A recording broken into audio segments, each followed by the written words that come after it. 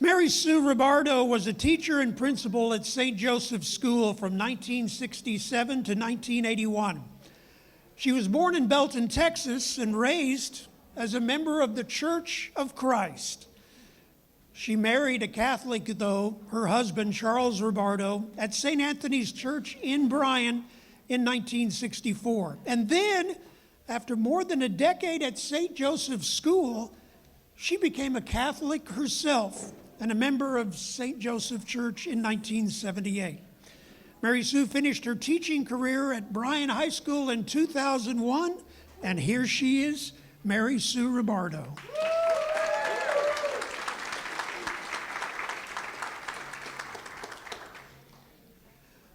So you didn't grow up a Catholic. Tell us about your walk of faith as a youngster. I grew up in the Church of Christ. Vacation Bible School, Sunday, Wednesday services, and an annual camp out at a place in Nolanville. Singing, oh, we were singers.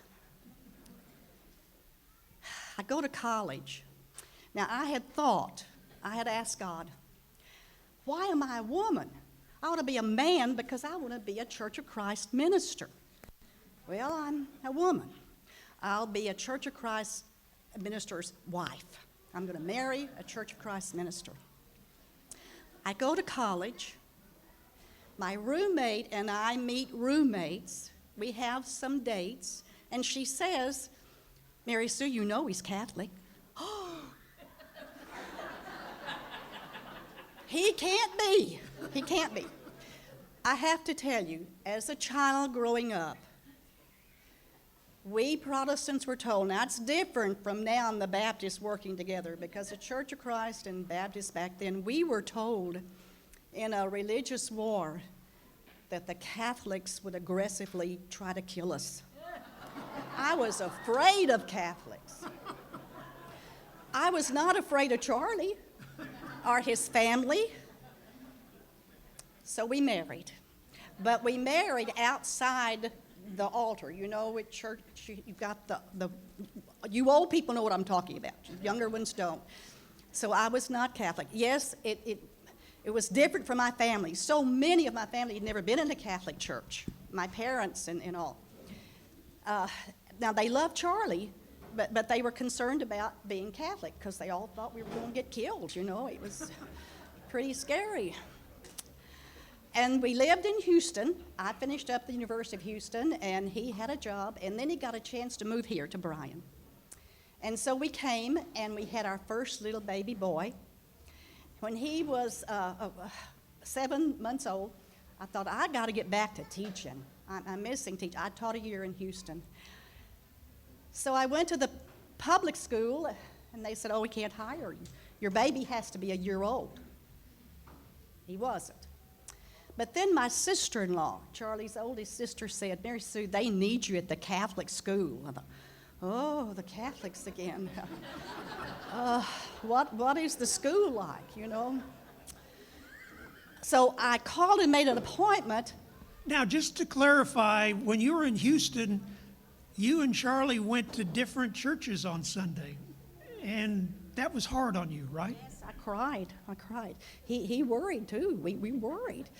Because honestly, I had wondered, did I give up my soul by choosing Charlie? It was that serious to me. And see, God has worked in my life, and he sent a man to me to love so that my blinders would open, and I would be tolerant then of other religions and denominations, not other religions, but Christianity. Well, I had an appointment to come and apply, and when I got to the door, I was told where to go. She had a note to come to the convent. I didn't know where the convent was. So I had to go to my sister-in-law and say, where's the convent? And she told me, and I went. They wanted me because new math had just come out. I just had new math, just taught it. So I started. I had 6th grade homeroom. I've got my posters back there of the kids I had until the yearbooks came in. And then I taught math, 4th through 8th, and then finally before I left I was teaching history. But I learned in Mass these Catholic children were praying for the children of other churches. And I didn't think the other children were as tolerant of these Catholic children. These Catholic children didn't want to kill them. They wanted to convert them. They wanted, they wanted to save them. And so I became principal, and that's kind of interesting too, because Mr. Binsky called me and said, would you come to my office? This was the summer of 1977. I thought, what else does he want me to sponsor, And when we sat and talked, he said, I'm leaving, I'm going to Mumford. And I thought, oh, no. And Father Tim and I want you to be principal. And I said, but I'm not Catholic. And he said, we know that, but you're going to handle it. And I said, well, I've got to pray, and I've got to talk to Charlie. And Charlie said, that's fine with me, so I accepted.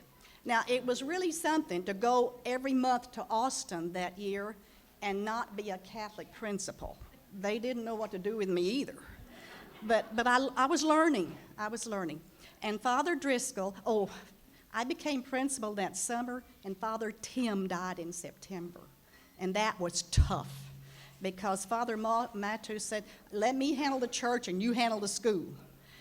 And at that time, think of the 70s. I came in 77 as principal. The gas rationing, the high unemployment, it was hard. And the Home and School Association and I, we started bingo so the parents could work and have some extra money there. So we prayed the school would continue, and it did, with God's blessing and all the people who were working. But then the new pastor came, Father Driscoll, and he called me in and said, Mary Sue, you come to church, you're here all the time, you do everything, but you don't take communion. We would like you to think about becoming Catholic. And I really prayed. Now, we had a little class, nothing like RCI today. No, Father Pat Zurich, who's bishop today, had a little class. Switzer Deason was there, and we learned, we asked questions, we learned.